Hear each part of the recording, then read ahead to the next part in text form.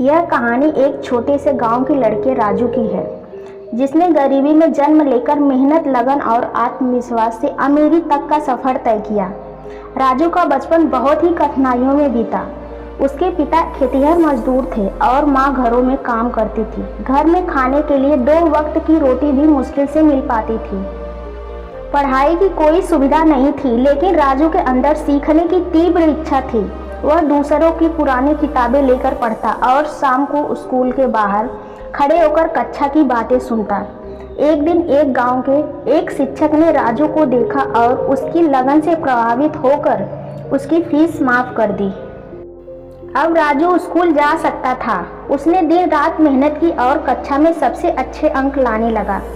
उसने छोटी उम्र में समझ लिया था कि गरीबी कोई अभिशाप नहीं है, बल्कि एक चुनौती है और उसे इस चुनौती को पार करना है। राजू स्कूल की पढ़ाई के साथ साथ गांव के एक चाय की दुकान पर काम भी करता था। वह वहीं बैठकर पढ़ाई करता था। कई बार लोग उसका मजाक भी उड़ाते थे, लेकिन वह केवल अपने लक्ष्य पर ध्यान देता था।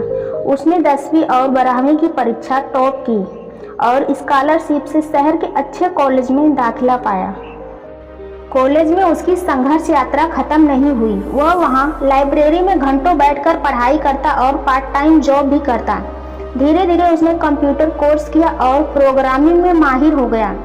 कॉलेज से निकलते ही उसे एक बड़ी कंपनी में नौकरी मिल गई, लेकिन उसकी मंजिल नौकरी पाना नहीं था। राजू का सपना था अपना खुद का स्टार्टअप बनाना, जिससे वह औरों की मदद कर सके। कुछ वर्ष की नौकरी और अनुभव के बाद उसने एक टेक कंपनी शुरू की, जो गांव के बच्चों को ऑनलाइन शिक्षा देने का प्लेटफॉर्म थी।